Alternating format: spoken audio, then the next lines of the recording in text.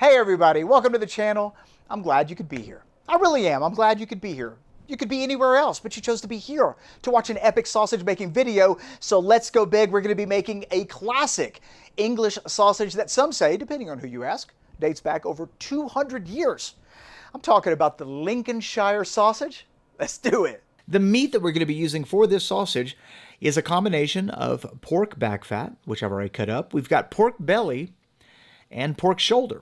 Now, if you want to mix and match the proteins, if you want to add more belly and less fat, if you want to use, hind leg of the pig, at the end of the day, the choice is yours. You will find a recipe link in the description box below for this version of the Lincolnshire sausage. Notice that my meat is partially frozen. No problem there. We're just going to cut it up into small pieces small enough to fit comfortably into our grinder. And because it's partially frozen, I do not need to put this back in the freezer. We want the temperature of the meat to be below 34 Fahrenheit, and we're already there. So I'm just going to set that to the side while we look at our spices. This is considered a fresh sausage. No curing salts necessary. And one of those forward ingredients in it is sage. So we're going to be adding a little sage to the recipe. And how much you add is completely up to you. If you would like a more sage-forward sausage, you can add a little more or maybe a little less. Totally up to you.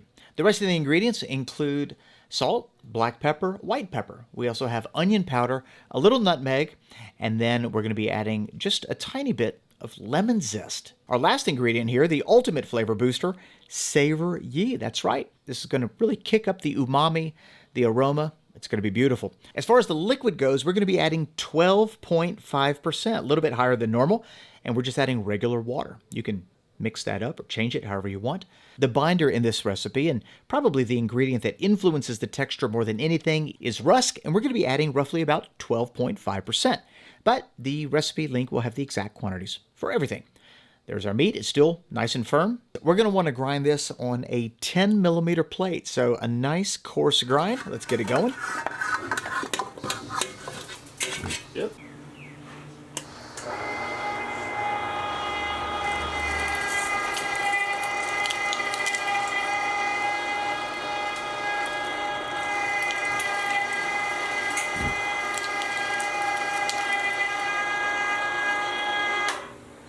Love it. Beautiful grind. And let me know in the comment section below, are you keen on the coarse grind sausage? What grind do you prefer? How's that? Let me know a specific number in the comment section below. I'd love to hear about it.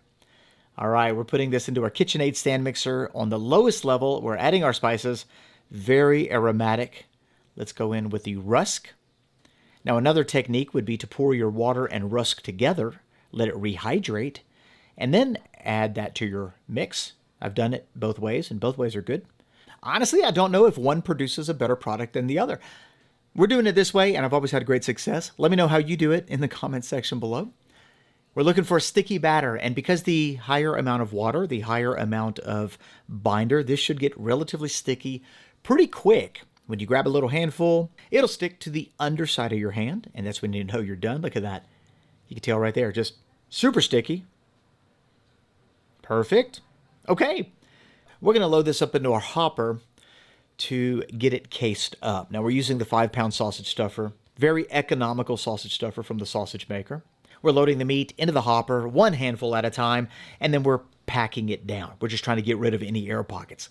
And you will notice with certain sausage, especially those that come from the UK and use rusk as a binder, the meat batter is going to seem a little firm, almost as if it's more dense than regular sausage batter. And that's okay. You might have to work a little harder, stuffing it into the casing, but it'll be fine. We're using 29-32 millimeter hog casing, and we got these from the sausage maker. They got lots of different sizes. I think 29-32 is more appropriate for the Lincolnshire. But if you happen to have a 32-35 on hand and you want to make a fat boy Lincolnshire, that's fine too. The casings have been soaked overnight, little baking soda in the water, very translucent, and we're putting water in the casing and on the horn. We want that casing to just freely slide back and forth on the horn. That's going to make sure that you don't get any casing blowouts that are caused by a stuck casing. So just make sure it's flowing freely. That casing comes off the horn very easy. And depending on your stuffer, we're talking about you might have a little trouble. Depending on the gears of your stuffer, if you have a stuffer that has inadequate gears, it's going to be very difficult because you're going to get a lot of back pressure with this sausage. The Lincolnshire, the Cumberland, the Bangor, maybe even the Chipolata, things that have rusk, they're going to produce a lot of back pressure. But if you have a stuffer that has decent gears, you won't have a problem whatsoever. But either way, you should be able to make it work, no problem. Just might take a little more energy.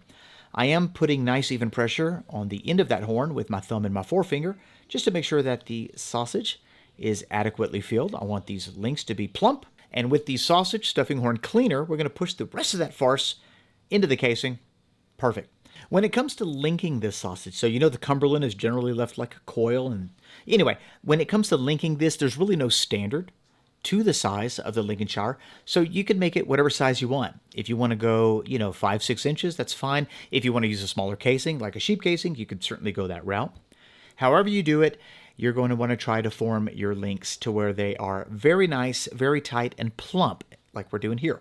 We're using the alternating direction to form our links. That's known as the AD method, so 3 twists forward, 3 twists backwards until you're finished. And then with the sausage pricker, we're going to prick out any air pockets.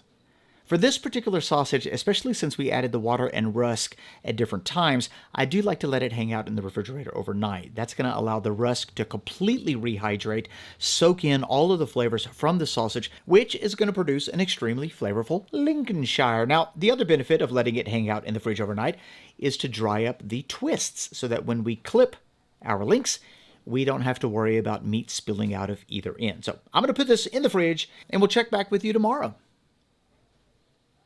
Okay, it's now the next day. Look at our sausage, absolutely beautiful. We can clip the links. Notice the end right there, looks like a little dried up belly button. That's gonna seal the end of that sausage for you, so you don't have to worry about it pouring out. It's gonna be great. Does little for the flavor though, I gotta be honest. It's all about presentation. I've got my Kamado already fired up, so we're gonna cook these on the pit. You can cook these any number of ways. I've got the grill set to low, as you can see right here, and as some of that fat renders, because we pricked it, we should get a little flare up in the fire, and that's all right. I want that extra flavor to kiss our Lincolnshire. Now, I did add a very small amount of cherry wood. That's completely optional. You don't need to do that. Give these a flip. They look absolutely beautiful. Finish them up on one side. Let's see if we get a little rendered fat going here.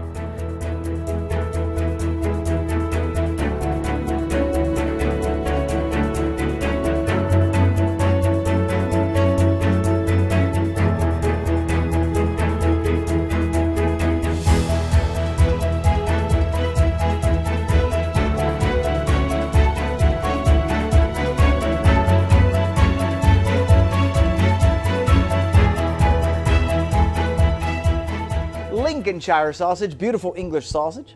Check that out, loving the finish on that. Now we did it in the pit. Traditionally, this may be done in the oven. Very herb forward. That sage is coming through very nicely just on the slice. It smells delicate. Oh, I like that. The lemon is just barely coming in. That's gonna be nice. Okay, here we go.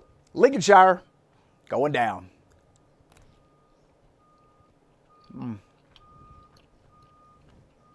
This is wildly flavorful, and the texture is incredibly unique. You've got the coarseness of the grind, which I believe is traditional for the Lincolnshire, but you also have that rusk ingredient that's added. When you add rusk to a sausage, you're immediately going to change the density of the sausage. So it's not going to have that same mouthfeel as, let's say, a German-style sausage or even an American-style sausage. It kind of stands in its own category. A lot of juices retained inside of that rusk. So when you bite into it, it's like flavor pockets of sage and savory and umami and a little bit of nutmeg, a little bit of lemon zest.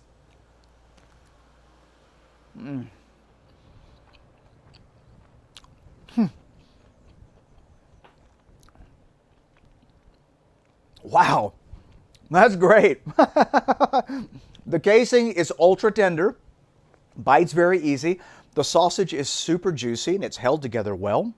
I like this. The sage is present. The pepper element is great. So you've got the combination of white and black pepper that are coming in. So you definitely have that slight peppery bite, but it's pairing beautifully with the sage, which I don't find to be too overwhelming. You definitely know it's there, don't get me wrong, but every once in a while you might get like an American breakfast sausage, you bite into it, boom, and the sage is like right in your face. I don't find that to be the case with this one. I think the amount of sage that we added is perfect.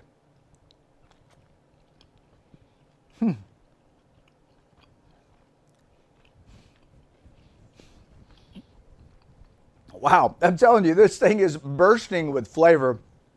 absolutely delicious. I hope you get a chance to make it. Let me know in the comment section below if you have any questions about the Lincolnshire sausage. If you enjoyed today's episode, be sure to give it a thumbs up. If this is the first video that you've seen from our channel and you like sausage, hit that subscribe button and that notification bell because we are uploading a brand new sausage making tutorial every day through the month of October. I don't want you to miss a single episode. So tomorrow, same time, same place.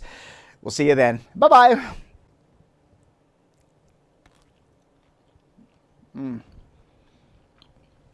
Casing is tender. That barbecue grill flavor is accenting the shoulder, belly, and fat perfectly. Just a great sausage.